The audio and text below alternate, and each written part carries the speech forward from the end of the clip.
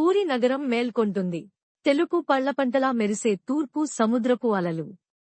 మసక వెలుతురులో నలుపు బండలతో కట్టిన పురాతన దేవాలయం 30 అంతస్తుల ఎత్తులో ఆకాశాన్ని తాకుతుంది. మంగళహారతులతో భక్తులు నడక సాగిస్తుంటే, గాలి ఒక వైపు వీస్తుంటే, ఆలయ పటాకి మరోవైపు ఎగురుతుంది. అర్థం కాని మౌనంలో దైవికత నిండిపోయింది. ఆ ఆలయ గోపురం ఎటు చూసినా అది నీ వైపే కనిపిస్తుంది. మధ్యాహ్నపు ఎండలో కూడా దాని నీడ భూమిపై పడదు. పక్కనే గాలి వీస్తోంది, కానీ పటాకి వ్యతిరేకంగా ఎగురుతోంది. ఆకాశంలో పక్షులు కనబడవు.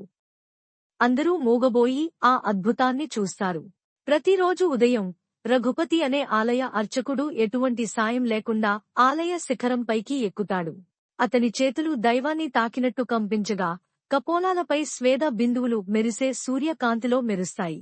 కింద భక్తులు శ్వాస ఆపుకుని ప్రార్థనలో మునిగిపోతారు. రఘుపతి శిఖరంపై నిలబడి పటాకిని మార్చుతాడు.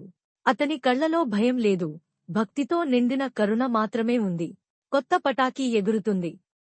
గాలి దిశను పక్కనబెట్టి కింద నుండి మృదంగాలు మోగుతాయి, శంఖాలు పూటపడతాయి. పూరి నగరం దైవిక ధ్వనులతో నిండిపోతుంది. ఆలయ అంతర్గతంలో దట్టమైన అంధకారం.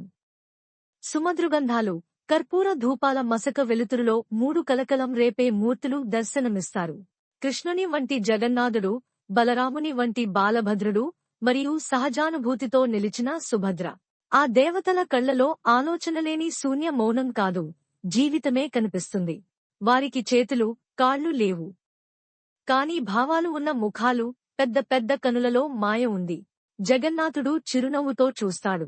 బాలభద్రుడు రక్షణగా నిలిచి ఉంటాడు. సుభద్ర అమ్మ సమాధానంగా కనిపిస్తుంది. వారు చెక్కిన మూర్తులు కాదు, చైతన్యంతో నిండిన జీవదేవతలు. ఆ ఆలయంలో వండే అద్భుతమైన భోగం, 7 పెద్ద మట్టి బాణళ్లు ఒకదానిపై ఒకటి పెట్టి అగ్నిపై ఉడికిస్తారు. కాని మొట్టమొదటి ఉడికేది పైపోతే క్రింద నిప్పు అయినా చాలు. పైపోలల్లో మొదటి వంట. వంటకానికి ముందే ప్రార్థన, తర్వాతే కలప తీయడం. అది వంటకమా? లేక దేవుడి కోసం చేసే సాధన? చంద్రుడు పసుపు రంగులో వెలుగుతున్న ఆ అర్ధరాత్రి. ఆలయ ద్వారాలు మూసేస్తారు. నలుపు వస్త్రాలతో దేవతలను కప్పి నూతన మూర్తుల రహస్య క్రతువు మొదలవుతుంది. అర్చకులు మాట్లాడరు, కన్నీళ్లు ఆపుకోలేరు. బహిర్గతంగా ఎవ్వరికీ తెలుస్తుంది కాదు, ఇది దేవుని అంతరాంతర మార్పు సమయం. పాత చెక్క మూర్తులు కొత్తవి ఎదురుగా పడుకున్నాయి. మధ్యలో మాటలు లేవు, కేవలం శ్వాసలు, భక్తి, కాంతి. దేవుని జీవశక్తి ఓ రూపం నుంచి మరో రూపానికి ప్రవహిస్తుంది. అర్చకుల కళ్లలో నీళ్లు, హృదయంలో భయం. ఎందుకంటే ఇది మనిషి చేయగలిగిన పని కాదు. ఇది దైవ సమర్పణ. ఆ రాత్రి దేవాలయం లోపల నిషేధం విరజిల్లుతుంది. ఆలయ గోడపై చెక్కిన మాటలు, ఈ రహస్యాన్ని చూర్ణించుకున్నవారు జీవితం లేదా జ్ఞానం కోల్పోతారు. గుమ్మాలు మూసేస్తారు. బయట పల్లె ప్రజలు ఊపిరి ఆడకుండా చూస్తారు. గాలి సైతం ఆగిపోయినట్టుంది. భయం, భక్తి కలిసి ఒకే రూపంగా మారుతుంది. కొత్త మూర్తులు వెలుగులోకి వస్తాయి. గంధపు పూదొడి, పసుపు అలంకారం, కొత్త వస్త్రాలతో దేవతలు తిరిగి జనానికి దర్శనమిస్తారు. వేలాది మంది చేతులు జోడించి నిలబడతారు. తల్లులు దీపారాధన చేస్తారు. చిన్నపిల్లలు అబ్బురంగా చూస్తారు. వృద్ధులు కన్నీళ్లు పెట్టుకుంటారు. ఆ క్షణం ఆ దేవతలలో దేవుడు నిజంగా ఉన్నట్టే. సూర్యుడు మధ్యాకాశంలో నిలబడిన సమయంలో 3 అద్భుత రథాలు దేవాలయం ముందు సిద్ధంగా ఉంటాయి. వందలాది దండలు, పూలమాలలతో అలంకరించబడ్డాయి. జగన్నాథుడు, బాలభద్రుడు, సుభద్ర అమ్మ రథాలపైకి వస్తారు. శంఖాలు మోగుతాయి, భక్తులు అరుపులు వేస్తారు.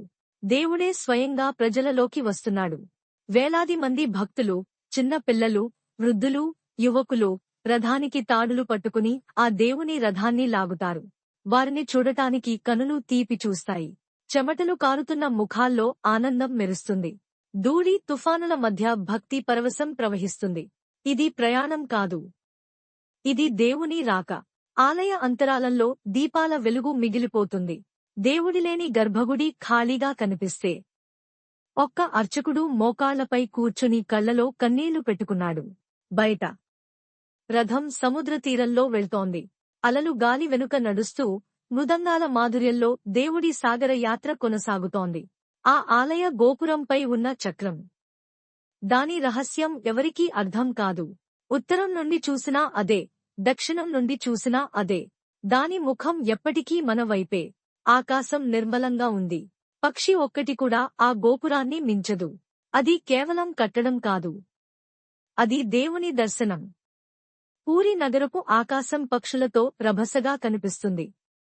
కాని జగన్నాథ ఆలయ గోపురం పైన మాత్రం ఓ నిశ్శబ్దమైన ఖాళీ. గద్దలు ఎగిరి వస్తుంటాయి. కాని ఆ గోపురాన్ని చేరగలవు కాదు. ఆ చోటు దేవుడి శ్వాసకు సమానం.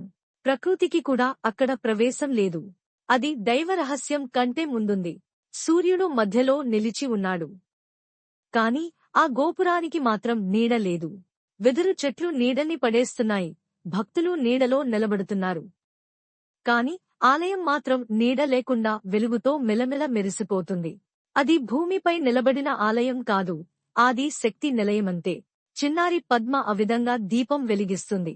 పక్కనే ఉన్న గంధర్వయ్య అనే మూఢ వృద్ధుడు చెప్తాడు, దేవుడిని చూడటానికి కళ్ళు అవసరం లేదు అమ్మా, మనసు ఉంటే చాలు. ఆ మాటలతో ఆ చిన్నారి చిరునవ్వుతుంది. మబ్బుల మధ్యలో కూడా ఆ గర్భగుడిలో వెలుగు మిగిలిపోతుంది. అది భక్తి వెలుగు. కాలం మారుతుంది. రాజ్యాలు మారుతాయి. కాని జగన్నాథ ఆలయం మాత్రం అలాగే నిలిచి ఉంటుంది. వర్షం పడుతుంది. శిలలపై పచ్చికలు మొలుస్తాయి. శతాబ్దాల క్షణాల్లో గోడలు నెమ్మదిగా మరుగుపడతాయి. కాని గర్భగుడిలో ఉన్న దేవుని కళ్లలో మాత్రం జీవశక్తి మారదు. ఓ మూలలో మహాదేవయ్య అనే వృద్ధుడు వర్షంలో తడుస్తూ కళ్ళు మూసుకుని ధ్యానం చేస్తాడు. అతని శ్వాసలలో ఆ దేవాలయ ఆత్మ నిక్షిప్తమై ఉంటుంది. సూర్యాస్తమయం సమీపిస్తే ఆకాశం తామర రంగుతో నిండిపోతుంది. గాలి ఒక వైపుగా వీస్తున్నా ఆ ఆలయ పటాకి మరో వైపుగా ఎగురుతుంది. సుదర్శన చక్రం ఎప్పటికీ మారదు. దిశలు మారినా అది మాత్రం మనవైపే చూస్తుంది. పక్షులు ఆకాశంలో తిరుగుతూనే ఉంటాయి, కాని గోపురానికి దగ్గరపడవు.